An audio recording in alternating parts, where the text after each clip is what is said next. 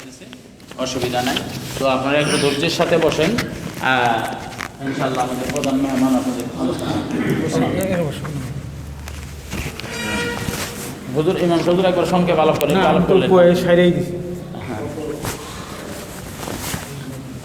হুজুরকে নিচে রেখে এটা কি বিক্রি হচ্ছে? আচ্ছা আচ্ছা আচ্ছা, দিলে ভালো হইতো, দিলে ভালো হয়, ক্লিয়ার আসতো। তো দিন দিন।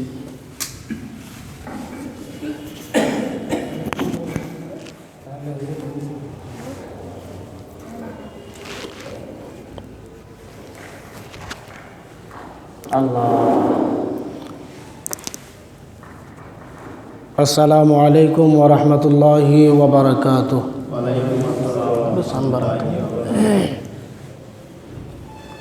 আলহামদুলিল্লাহি নাহমাদুহু ওয়া নাস্তাঈনুহু ওয়া নাস্তাগফিরুহু ওয়া নু'মিনু বিহি ওয়া নাতাওয়াক্কালু আলাইহি ওয়া নাউযু বিল্লাহি মিন শুরুরি আনফুসিনা ওয়া মিন সাইয়্যাতি আ'মালিনা। من يهده الله فلا مضل له ومن يضلله فلا هادي له ونشهد أن لا إله إلا الله وحده لا شريك له ونشهد أن سيدنا وسندنا وحبيبنا وطبيبنا وأولانا ومولانا محمدا عبده ورسوله الذي أرسله إلى الحق بشيرا ونذيرا وداعيا إلى الله بإذنه وسراجا منيرا. أما بعد فقد قال الله تعالى في كلامه المجيد والفرقانه الحميد. أعوذ بالله من الشيطان الرجيم. بسم الله الرحمن الرحيم. لقد كان لكم في رسول الله أسوة حسنة. وقال رسول الله صلى الله عليه وسلم أنا خاتم النبيين لا نبي بعدي. بارك الله لنا ولكم في القرآن العظيم ونفعنا وإياكم بالآيات والذكر الحكيم.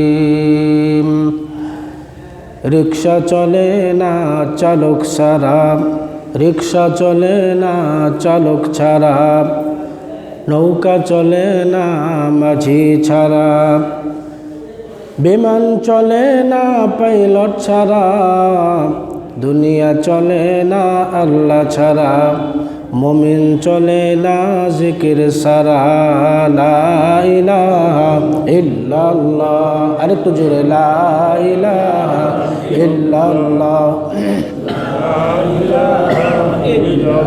একটু মহব্বতে জোরে আওয়াজে লা ইলাহা ইল্লাল্লাহ, লা ইলাহা ইল্লাল্লাহ, লা ইলাহা ইল্লাল্লাহ, লা ইলাহা ইল্লাল্লাহ, লা ইলাহা ইল্লাল্লাহ, লা ইলাহা ইল্লাল্লাহ, লা ইলাহা ইল্লাল্লাহ, লা ইলাহা ইল্লাল্লাহ। বহু দূরে মদিনা, বহু দূরে মদিনা, কেমনে যাব জানি না। দয়ার আল্লাহ দয়া কর, পুরাও মনের বাসনা। লা ইলাহা ইল্লাল্লাহ, লা ইলাহা ইল্লাল্লাহ, লা ইলাহা ইল্লাল্লাহ, লা ইলাহা ইল্লাল্লাহ, লা ইলাহা ইল্লাল্লাহ, লা ইলাহা ইল্লাল্লাহু মুহাম্মাদুর রাসূলুল্লাহ সাল্লাল্লাহু আলাইহি ওয়াসাল্লাম। আলহামদুলিল্লাহ, আজকের এই মজলিসের উস্তাজুল আল মুকাররাম, দূর দূরান্ত থেকে আগত আমার প্রাণ প্রিয় মুসলমান ভাইরা, মহান আল্লাহ রাব্বুল আলামিনের দরবারে দিল থেকে কালিমাতুশ শুকুর আদায় করছি এজন্য, এই ফিতনা ফাসাদের জামানায় যে সময় মানুষ বড় সংকটময় মুহূর্ত কাটাচ্ছে, কি বলেন ঠিক কিনা? যে সময় মুসলমানদের নবীকে নিয়ে কটাক্ষ করছে, ব্যঙ্গচিত্র করছে, এমনই এক মুহূর্তে আল্লাহ তাআলা আপনাকে আমাকে মহব্বত করে ভালোবেসে আল্লাহ পাকের ঘরে আল্লাহ পাকের হুকুম পালন করার পরে একটি দ্বীনি মজলিসে বসার তৌফিক দান করছেন, সিরাত অনুষ্ঠানে বসার তৌফিক দান করছেন। সে মহান মাবুদের দরবারে দিল থেকে শুকরিয়া আদায় করছি, আলহামদুলিল্লাহ। আমি আপনাদের সামনে কোরআনুল কারীমের একখানি আয়াতে কারিমা তেলাওয়াত করছি। আল্লাহর হাবিবের অসংখ্য হাদিস থেকে একখান হাদিস পড়ছি। এই আয়াত এবং হাদিসকে সামনে রেখে সংক্ষিপ্তভাবে কিছু আলোচনা করব। আল্লাহ যেন আমাকে ইখলাসের সাথে কথা বলার, আমাদের সকলকে আমলের নিয়তে শোনার তৌফিক দান করেন। সকলে বলি আল্লাহুম্মা আমিন। আর একটু জোরে আওয়াজে বলি আল্লাহুম্মা আমিন। আপনারা জানেন যে এই মাসটা রবিউল আউয়াল মাস। এই মাসে আমাদের বিশ্বনবী, আখিরি নবী, সাইয়্যিদুল কাউনাইন জনাবে মুহাম্মদুর রাসূলুল্লাহ, সবাই বলে সাল্লাল্লাহু আলাইহি ওয়াসাল্লাম, দুনিয়াতে এসেছিলেন। আবার এই মাসেই 12 রবিউল আউয়ালে উনি আবার দুনিয়া থেকে বিদায় হয়ে গেছিলেন, কি বলেন ঠিক কিনা? আমাদের বিশ্বনবী জনাব মুহাম্মদুর রাসূলুল্লাহ সাল্লাল্লাহু আলাইহি ওয়াসাল্লাম 570 খ্রিস্টাব্দে 20 এপ্রিল 12 রবিউল আউয়াল মাস সুবহে সাদিকের সময় দুনিয়াতে এসেছিলেন। নবীজির বয়স উনি পেয়েছিলেন 63 বছর, কি বলেন ঠিক কিনা? আমরা জানি তো নবীজির সিরাত, নবীজির জীবনী নিয়ে আজকে আলোচনা হবে। আমরা যেন শেষ পর্যন্ত বসতে পারি, আলোচনাগুলি মনোযোগ সহকারে শুনতে পারি। আল্লাহ তাআলা যেন আমাদের সকলকে শেষ পর্যন্ত বসার তৌফিক দান করেন। সকলে বলি আল্লাহুম্মা আমিন। নবীর জীবনী নিয়ে আলোচনা করলে আমাদের কি লাভ হবে, কি ফায়দা হবে? নবীজির জীবনী নিয়ে যদি আমরা আলোচনা করি তো আমাদের এর দ্বারা আমাদের অনেক ফায়দা হবে। যেমন নবীজির প্রতি মহব্বত বাড়বে, আমলের প্রতি আগ্রহ বাড়বে, আমলের প্রতি আমাদের উৎসাহ জাগবে। যেহেতু গোটা উম্মত নবীজির সুন্নতকে আঁকড়ায় ধরবে, নবীকে অনুসরণ করবে, এজন্য নবীজির জীবনী সম্পর্কে আমাদের আলোচনাগুলি বারবার হওয়ার দরকার। আমরা সকলেই জানি যে নবীজি যখন দুনিয়াতে আসছেন সেই সময়টা ছিল আইয়ামে জাহিলিয়াতের যুগ। নবীজি যখন দুনিয়াতে আসলেন, আসার পরে সেই জাহিলিয়াতের যুগটা আবার সোনালী যুগে পরিণত হয়ে গেছে। বলেন সুবহানাল্লাহ। আমাদের নবী, বিশ্ব নবী জনাবে মুহাম্মদুর রাসূলুল্লাহ সাল্লাল্লাহু আলাইহি ওয়াসাল্লাম, মুহাম্মদ শব্দের অর্থ হইল অত্যন্ত প্রশংসিত, আর আহমদ শব্দের অর্থ হইল প্রশংসাকারী। আহমদ শব্দের অর্থ প্রশংসাকারী। আমার নবী, আপনার নবী, বিশ্ব নবী জনাবে মুহাম্মদুর রাসূলুল্লাহ সাল্লাল্লাহু আলাইহি ওয়াসাল্লাম সব শ্রেণীর মানুষের কাছে ছিলেন উনি প্রশংসিত। বলেন সুবহানাল্লাহ। আমাদের নবীজি 63 বছর বয়সে দুনিয়া থেকে বিদায় হয়ে গেছেন। নবীজির এই 63 বছরের জিন্দেগিকে আবার 3 অধ্যায়ে ভাগ করা হয়েছে। লম্বা আলোচনা না, সংক্ষিপ্তভাবে বলি। নবীজির জন্ম থেকে নিয়ে 40 বছর পর্যন্ত একটা অধ্যায়, আর 40 বছর থেকে নিয়ে হিজরতের আগ পর্যন্ত 13 বছর যে সময়টা, এটা আরেকটা অধ্যায়, আরেকটা জীবন ইতিহাস। নবীজির হিজরতের পর থেকে নিয়ে দুনিয়া থেকে বিদায় হওয়ার আগ পর্যন্ত এই 10 বছর আরেকটা জীবন ইতিহাস। এখন নবীজির এই জীবন 3 ভাগে ভাগ করা হইল। এই 3 ভাগকে আমরা কিভাবে আমল করব, কিভাবে মানব, এই বিষয়গুলি আমাদের জানা না থাকার কারণে আজকে মুসলমান পদে পদে মার খাচ্ছে, মুসলমান লাঞ্ছিত হচ্ছে, অপমানিত হচ্ছে, কি বলেন ঠিক কিনা? এজন্য আমাদের বিষয়গুলি আমাদের জানা খুবই জরুরি। দেখেন, আমাদের বিশ্বনবী যখন দুনিয়াতে আসলেন, আসার আগে যত নবী দুনিয়াতে আসছেন, যত নবীর উম্মতরা দুনিয়াতে আসছেন, কারো নাম মুহাম্মদ ছিল না। বলেন সুবহানাল্লাহ। কারো নাম মুহাম্মদ ছিল না। একমাত্র আমাদের নবীর নাম মুহাম্মদ কে রাখছেন? আল্লাহ তাআলা রাখছেন। নবীজির মা আমেনা বলেন, আমার সন্তান যখন দুনিয়াতে চলে আসলো, আমি হঠাৎ করে শুনি একটি গাওবি আওয়াজ আসলো, ও আমেনা, তোমার ছেলের নাম রাখবা মুহাম্মদ। কি নাম? মুহাম্মদ। আমাদের নবীর নাম কে রাখছেন? আল্লাহ রাব্বুল আলামিন রাখছেন। আল্লাহ তাআলা পছন্দ করে, মহব্বত করে তার হাবিবের নাম রাখছেন মুহাম্মদ। এই মুহাম্মদ যদি উচ্চারণ করতে হয় তাহলে ঠোঁটে ঠোঁটে চুমা দিতে হয়। কি দিতে হয়? ঠোঁটে ঠোঁটে চুম্বন দিতে হয়, আর না হয় নবীর নাম উচ্চারণ করা সম্ভব না। সবাই একটু উচ্চারণ করি তো, মুহাম্মদ, মুহাম্মদ। মহব্বত আবার 2 প্রকার। মহব্বত 2 প্রকার। এক প্রকারের মহব্বত হইল, উদাহরণ দিলে আপনারা সহজে বুঝবেন। আপনার বাসায় গেছি, যাওয়ার পরে আপনার ছোট একটা বাচ্চাকে আমার কুলে দিলেন, আপনার ছেলেকে আমার কুলে দিলেন, দেওয়ার পরে আমি আপনার ছেলেকে একটা চুমা দিলাম। কি দিলাম? চুমা দিলাম। মানে কাছে যায় না, একটু দূর থেকে একটা চুমা দিয়ে দিলাম। আর ওই একই মহব্বতের চুমা আমি যখন বাসায় গেলাম, বাসায় যাওয়ার পরে আমার সন্তানকে যখন আমি চুমা দিলাম, তো আমার সন্তানের গালে এমনভাবে চুমা দিলাম, আমার 2 ঠোঁটের দাগ আমার সন্তানের গালে ফুটে উঠছে। কি বলেন ঠিক কিনা? ওইটা হলো মহব্বতের চুমা। আর আপনার সন্তানকে যে আমি চুমা দিছি, এটা হলো দেখানো চুমা, লোক দেখানো চুমা। তো মহব্বতও 2 প্রকার। আমাদের দেশের মধ্যে একদল আছে যারা নবীকে লোক দেখানো চুমা দেয়। কেমনে? এরা বলে, ওয়ালা ইয়ালি সাইয়্যিদিনা মুহাম্মদ। উচ্চারণ হয়েছে? উচ্চারণ হয় নাই। তো আমরা নবীকে মহব্বতের চুমা দেই, মুহাম্মদ, মুহাম্মদ। আর আরেক দল আছে যারা সাইনবোর্ড লাগায়, বিভিন্ন রকমের সাইনবোর্ড লাগায়, তারা দেখা যায় নবীর নামটাও ঠিকভাবে উচ্চারণ করে না, এরা লোক দেখানোর চুমা দেয়। সিরাত ইবনে হিশামের মধ্যে আসছে,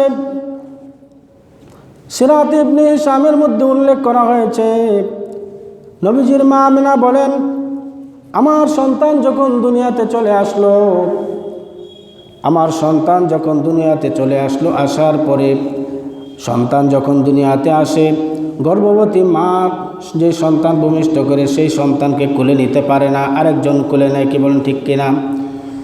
নবীজির মা আমিনার সাথে ছিলেন উম্মে আইমান।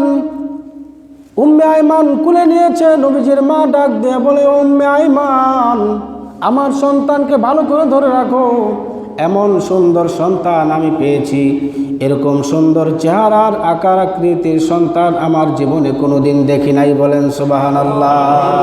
আর একটু জোরে আওয়াজ দিয়ে বলি সুবহানাল্লাহ। উম্মে আইমান ডাক দিয়ে বলে, ভালো করে ধরে রাখার জন্য বলছেন, কেন বলতেছেন? কোনো জিনভূত কি নিয়ে যাবে নাকি? কোনো জিনভূত তো নেবে না। আপনার সন্তানের হেফাজতের দায়িত্ব তো কে নিয়েছেন? আপনার সন্তানের হেফাজতের দায়িত্ব আল্লাহ রাব্বুল আলামিন নিয়েছেন, কোনো জিনভূত নিতে পারে না। তো আপনি বলার আগেই আমার হাত থেকে কে জানি আপনার সন্তানকে নিয়ে চলে গেছে। মা আমেনা কান্নায় ভেঙে পড়লেন। আমেনা কান্নায় ভেঙে পড়লেন, কোথায় নিয়ে চলে গেছে? কে নিছে? মনে হয় জিনভূতে নিয়ে গেছে। অনেক কষ্টের পরে একটা সন্তান পেয়েছি, ভাগ্যক্রমে পেয়েছিলাম, আর আটকাইতে পারলাম না। এইভাবে যখন নাকি নবীজির আম্মাজান আমেনা কান্নায় ভেঙে পড়লেন, বেহুশ হয়ে যাচ্ছেন, হঠাৎ করে শুনে একটা গায়েবী আওয়াজ আসতেছে, ও আমেনা তুমি কাঁদবে না, তোমার সন্তানকে কোনো জিন ভূতে নিতে পারে না, তোমার সন্তানকে কোনো জিন ভূতে নেয় নাই, কারো বদনজর লাগে নাই। শোনো তোমার সন্তান কোথায় গিয়েছে, তোমার সন্তান তখন দুনিয়ার জমিনে এসে গেছে। দুনিয়ার সমস্ত মাখলুকাতেরা আমার কাছে দরখাস্ত করেছে একটা নজর বিশ্বনবীকে দেখার জন্যে। বিশ্বনবীকে ফেরেশতার কোলে উঠায়া পূর্ব থেকে পশ্চিম পর্যন্ত, উত্তর থেকে দক্ষিণ পর্যন্ত ঘুরে আনার জন্য একটা নজর সমস্ত মাখলুকাতকে দেখানোর জন্য নিয়ে যাওয়া হয়েছে। অল্প সময়ের ভিতরেই তোমার কোলে তোমার সন্তানকে আবার ফিরিয়ে দেওয়া হবে, বলেন সুবহানাল্লাহ। দেখা গেল অল্প সময়ের ভিতরে বিশ্বনবীকে আবার ওনার আম্মার কোলে ফিরিয়ে দেওয়া হয়েছে। নবীজির চাচা আব্বাস রাদিয়াল্লাহু তাআলা আনহু বলেন, নবীজি যখন দুনিয়াতে আসলো, আসার সময় আমি দৌড়ে গেলাম, ভাতিজা হয়েছে, দৌড়ে গেলাম, গিয়ে দেখি আকাশের চাঁদ নবীর ঘরের কাছে এত কাছে এসেছে। নবীজির মা আমেনা তখন বলেন যে আমি যদি ইচ্ছা করতাম আকাশের চাঁদকে আমি হাত দিয়ে ধরতে পারতাম, বলেন সুবহানাল্লাহ। কেন আকাশের চাঁদ এত কাছে আসলো? নবীজির চাচা আব্বাস উনি বলেন, শিশু মুহাম্মদ তার কাছে তখন জিজ্ঞাসা করতে পারি নাই, আমি তখন অমুসলিম ছিলাম, মুসলমান হই নাই। যখন আমি কালেমা পড়ে মুসলমান হয়ে গেলাম, আমার ভাতিজাও বড় হয়ে গেছে। তখন নবীজির কাছে গিয়ে বললাম, ও ভাতিজা, তোমার জন্মের সময় যে আশ্চর্য রকম কিছু ঘটনাগুলি দেখছিলাম, আমি অনেক ভয় পেয়ে গেছিলাম, কিন্তু তোমার কাছে জিজ্ঞাসা করতে পারি নাই। কারণ এই জন্য জিজ্ঞাসা করি নাই, তুমি হয়তো উত্তর দিতে পারবে না, তুমি শিশু, তুমি ছোট। আজকে তোমার কাছে জানতে চাই, আমি তো আজকে মুসলমান হয়েছি, কি জন্য আকাশের চাঁদ এত কাছে আসছিল? নবীজি বলেন, চাচা, আকাশের চাঁদ আমার কাছে এই জন্য এসেছিল, ছোট ছোট বাচ্চারা যখন, ছোট শিশু যখন দুনিয়াতে আসে, মা খালারা এরকম কোনো খেলনা নিয়ে চোখের সামনে এরকম লাড়াচাড়া করে তখন সন্তানের কান্না বন্ধ হয়ে যায়। সন্তানের কান্না বন্ধ হয়ে যায়, কান্দে না। নবীজি যখন দুনিয়াতে আসলেন, আসার পরে নবীজি কাঁদবেন, এই জন্য আল্লাহ তাআলা আকাশের চাঁদকে নবীর চোখের সামনে এনে দিয়েছেন। নবীর চাচা আব্বাস বলেন, আমি তাকায় দেখি আমার ভাতিজা মাথা ডাইনে ঘুরাইলে আকাশের চাঁদ ডাইনে ঘুরে, আমি নজর করে দেখি আমার ভাতিজা বামে মাথা ঘুরাইলে বামে এরকম চাঁদ ঘুরে, উপরে মাথা উঠাইলে আবার উপরের দিকে ঘুরে, এভাবে লাড়াচাড়া করে। নবীজি বলেন, আমি যেন না কান্দি, আমাকে সান্ত্বনা দেওয়ার জন্য আল্লাহ রাব্বুল আলামিন আকাশের চাঁদ আমার কাছে পাঠিয়ে দিয়েছিলেন, বলেন সুবহানাল্লাহ। নবীজির মা আমেনা বলেন, আল্লাহ রাব্বুল আলামিন আকাশের তারকাগুলি, প্রথম আসমান আকাশের তারকাগুলি দিয়ে সাজায় রাখছেন। আল্লাহ রাব্বুল আলামিন তার কালামে পাকে বলেন, ইন্না যায়্যানাস সামাআদ দুনিয়া বিজিনাতিনিল কাওয়াকিব। আল্লাহু আকবার। আল্লাহ রাব্বুল আলামিন প্রথম আসমানকে লাইটিং করেছেন তারকাগুলি দিয়ে। আল্লাহ রাব্বুল আলামিন বলেন, আমার বন্ধু দুনিয়াতে চলে আসছে, ও ফেরেশতারা এরকম আকাশের তারকাগুলি নূরের রশি লম্বা করে আমার বন্ধুর ঘর, আমার বন্ধুর কাছ পর্যন্ত পৌঁছিয়ে দাও, বলেন সুবহানাল্লাহ। আমাদের নবীজি বিশ্ব নবী যখন দুনিয়াতে চলে আসলেন, আব্দুল মুত্তালিব বলেন, আমি খানায়ে কাবার কাছে ছিলাম, হঠাৎ করে দেখি খানায়ে কাবার দেওয়াল কথা বলেও কুরাইশেরা ও আরববাসীরা আব্দুল্লাহর ছেলে আব্দুল্লাহর ঘরে মুহাম্মদের জন্ম হয়ে গেছে, যার মাধ্যমে মূর্তি পূজা উৎখাত হবে, আল্লাহ পাকের হুকুমত আল্লাহর জমিনে প্রতিষ্ঠিত হবে, সেই মুহাম্মদের আগমন আব্দুল্লাহর ঘরে হয়ে গেছে, বলেন সুবহানাল্লাহ। কুরাইশেরা ছিল ইব্রাহিম নবীর বংশধর। কার বংশধর? ইব্রাহিম নবীর বংশধর। আল্লাহর নবী রাহমাতুল্লিল আলামিন যখন সাহাবায়ে কেরামদেরকে নিয়ে খানায়ে কাবা পরিষ্কার করতেছেন, অর্থাৎ নবীজি যখন দুনিয়াতে আসলেন, আসার সময় 360টা মূর্তি জমিনে পড়ে গেছে, আমরা ঘটনা জানি, ইতিহাস জানি। তো নবীজি খানায়ে কাবা পরিষ্কার করার জন্য সাহাবায়ে কেরামদেরকে নিয়ে পরিষ্কারের কাজে ব্যস্ত, কাজে বের হয়ে গেলেন। তো গিয়ে দেখেন যে 360টা মূর্তি পড়ে আছে, 2টা মূর্তি ওরা খাড়া করে রাখছে। কয়টা মূর্তি? 2টা মূর্তি। একটার নাম রাখছে ইব্রাহিম আলাইহিস সালাম, আরেকটার নাম রাখছে ইসমাইল আলাইহিস সালাম। সবাই বলি নাউজুবিল্লাহ। যখন নাকি সাহাবায়ে কেরাম গেলেন ভাঙার জন্য, আল্লাহর নবী ডাক দিয়ে বলে, আমার সাহাবায়ে কেরাম, তোমরা এই মূর্তি 2টা ভাঙবা না, বড় একটা হাতুড়ি, বড় একটা লাঠি আমার কাছে দাও। ইব্রাহিম নবীর ভাস্কর্য আর ইসমাইল নবীর ভাস্কর্য আমার হাতে আমি ভেঙে আজকে প্রমাণ করে দিব নবীর সাথে, মুমিনের সাথে, ইসলামের সাথে, আমলের সাথে এই মূর্তির কোনো সম্পর্ক নাই। আজকে দেখা যায় আমাদের ঘরে ঘরে, লক্ষ্য করলে দেখবেন আমাদের ঘরে ঘরে মূর্তি ঘরের মধ্যে আমরা রেখে দিই। আমাদের সন্তানদেরকে, মেয়েদেরকে ঘরে পুতুল কিনে দেই কি দেই না, এরকম আছে না? আল্লাহ তাআলা আমাদেরকে এরকম করা থেকে সকলকে হেফাজত করুন। সকলে বলি আল্লাহুম্মা আমিন। তাওরাত কিতাবের মধ্যে আসছে, তাওরাত কিতাবের মধ্যে লেখা আছে আমাদের বিশ্ব নবীর নাম। শুধু তাওরাত কিতাবে নয়, আমাদের নবীর আগে যত নবী আল্লাহ তাআলা দুনিয়াতে পাঠাইছেন, সমস্ত আসমানি কিতাবের মধ্যে আমাদের নবী দুনিয়াতে আসবেন এই সুসংবাদ ছিল, এই খুশখবরি ছিল কি ছিল না?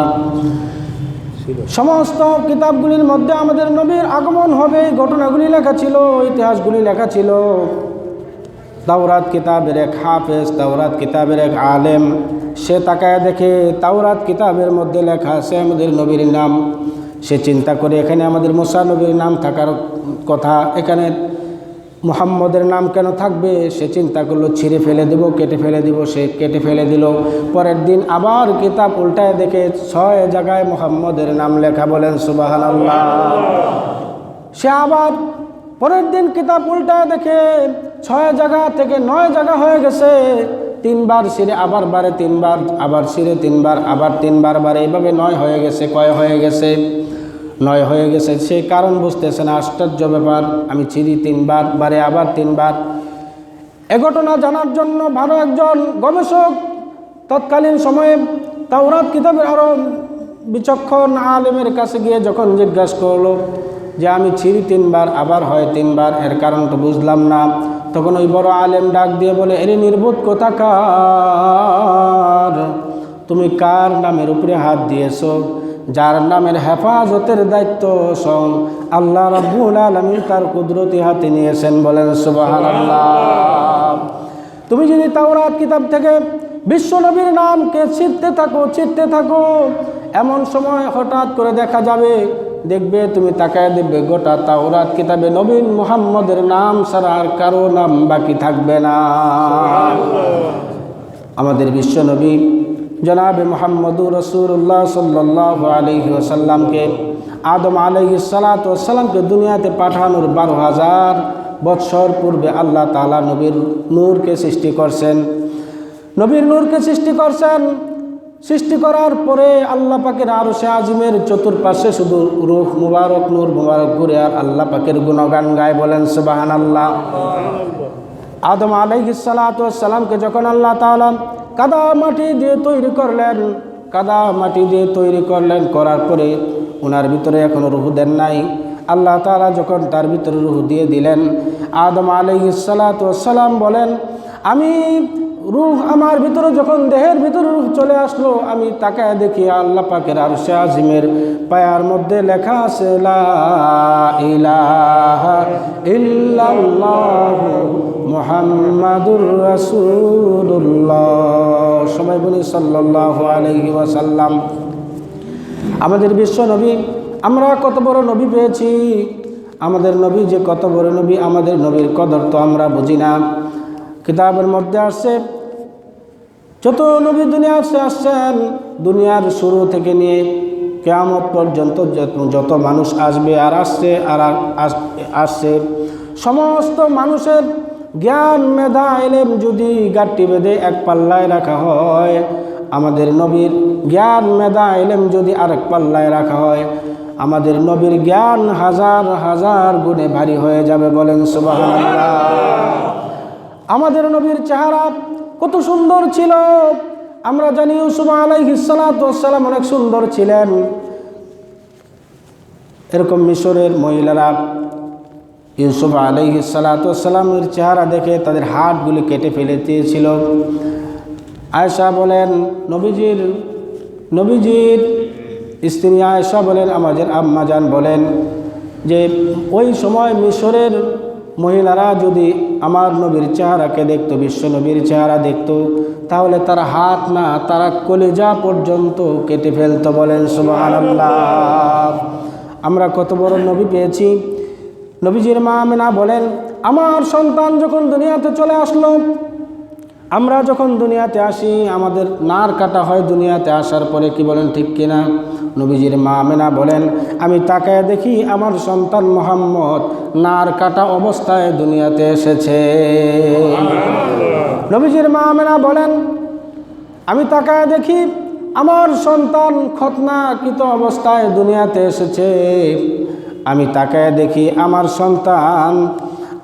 সন্তান যখন দুনিয়াতে আসছে, পারস্যের মধ্যে এরকম মূর্তি পূজারীরা 1000 বছর পর্যন্ত একটা অগ্নিকুণ্ড তারা জ্বালায় রাখছিল, এটার পূজা করত। নবীজি যখন দুনিয়াতে চলে আসলো, নবীজির মা আমেনা বলেন, আমার সন্তান দুনিয়াতে আসার সঙ্গে সঙ্গে পারস্যের আগুন পর্যন্ত নিভে গেছে। বলেন সুবহানাল্লাহ। আল্লাহর নবী রাহমাতুল্লিল আলামিন যখন নাকি মক্কা থেকে মদিনায় হিজরত করলেন, কাফের বেঈমানদের জ্বালা যন্ত্রণায় নবী যখন হিজরত করে চলে গেলেন মদিনায় যাওয়ার পরে নবীজি দেখেন মক্কার ছোট ছোট ছেলেরা রাস্তার মধ্যে দুই পাশে দাঁড়ায় থেকে নবীজিকে পাথর মারত, আঘাত করত, শরীর থেকে রক্ত ঝরাইয়া দিত। নবীজি যখন মদিনায় ঢুকার পরে দেখেন মদিনার ছোট ছোট সন্তানেরা, ছেলেরা নবীকে স্বাগতম রিসিপশন করার জন্য রাস্তায় দাঁড়ায় আছে ফুলের তোড়া নিয়ে। বলেন সুবহানাল্লাহ। নবীজি বলেন যে এদের মহব্বত থেকে আমার উটের মধ্যে আমি উঠায় নিলাম, কিন্তু আমার উটের মধ্যে সেই পরিমাণ জায়গা নাই। এজন্য আমি একজনকে উঠাই, আরেকজনকে নামাই, আরেকজনকে উঠাই, আরেকজনকে নামাই। আমার চোখ বেয়ে শুধু ঝরঝর করে পানি পড়তেছিল। আমি ডাক দিয়া বললাম, এরে মদিনার বালকেরা, এ মদিনার সন্তানেরা, ছেলেরা, তোমরা কি আমাকে কতদিন ভালোবাসবে? না মক্কার ছেলেদের মতো, মক্কার কাফেরদের মতো আমাকে অল্প কয়েকদিন পরে আবার পাথর মারবে, আঘাত করবে, রক্ত ঝরায় দিবে। তখন ওই মদিনার ছেলেরা ডাক দিয়ে বলে, নবীজি প্রয়োজনে আমরা আমাদের শরীরের তাজা রক্ত পর্যন্ত দিয়ে দিব, প্রয়োজনে আমাদের জীবন পর্যন্ত বিলিয়ে দিব, তবু আপনাকে ভালোবাসবো আমরা। বলেন সুবহানাল্লাহ। আজকে দেখা যায় আমার নবীকে নিয়ে ব্যঙ্গোক্ত করা হয়, আমার নবীর ইজ্জত হানি করা হয়, কিন্তু আমাদের মুমিনের দিলের মধ্যে কোনো সারা জাগে না। কি বলেন ঠিক কিনা?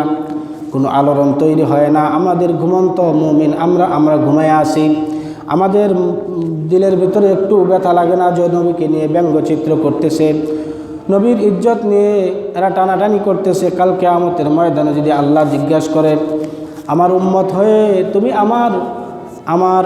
আমার জন্য আমার উপরে এরা ব্যঙ্গাত্ম করেছিল, তুমি কতটুকু আমার হক আদায় করেছিলে, তখন কাল কিয়ামতের ময়দানে নবীর সামনে আমাদের কি জবাব হবে? এই জন্য আমি বলতে চাই, আজকে সারা বিশ্বে নবীর জন্য অনেকেই জীবন দিয়ে দিতেছেন, যারা ব্যঙ্গচিত্র করতেছে, যারা নবীকে অপমান করতেছে। আজকেও যদি ডাক আসে, ঢাকা যেতে হবে, নবীর জন্য রক্ত দিতে হবে, নবীর জন্য জীবন দিতে হবে। আমি রাজি আছি, আপনারা সকলে রাজি আছেন কিনা? কারা কারা রাজি আছে? নারায়ে তাকবীর, নারায়ে তাকবীর। আল্লাহ তাআলা আমাদের সকলকে কবুল করুন। আসলে আমরা অল্প সংখ্যক মানুষ, আমাদের উস্তাদ আমার সামনে বসা আছেন, মুরব্বীদের পরামর্শে আপনাদের সামনে বসছি, মুরব্বীদের 2-4টা কথা আপনাদেরকে বললাম, আপনাদের কাছে শোনালাম। ধারাবাহিক আলোচনা হবে, আমরা ওলামায়ে কেরামের কাছে, হুজুরদের কাছে, হুজুরদের জবানে মূল্যবান কথা শুনবো। আল্লাহ তাআলা আমাদের সকলকে কবুল করুন, সকলেই আল্লাহুম্মা আমিন। যে কথাগুলি বললাম সর্বপ্রথম আমাকে, এরপরে আমাদের সকলকে আমল করার তৌফিক দান করুন, সকলে মিলে আল্লাহুম্মা আমিন। ওয়া আখিরি দাওয়ানা আনিল হামদুলিল্লাহি রাব্বিল আলামিন। আসসালামু আলাইকুম ওয়া রাহমাতুল্লাহি ওয়া বারাকাতুহু। জি হুজুর কত দূর? ও নামতেছেন, আচ্ছা ওদের যে আমি লোক পাঠাচ্ছি নামতেছে, ওই যে হুজুরকে নিয়ে আসি একটু কষ্ট করে। না না আপনি তো এটা নিয়ে যান না, এই মোবাইলের নাম্বার আছে তো আপনি নিয়ে যান। তো আমাদের যে প্রধান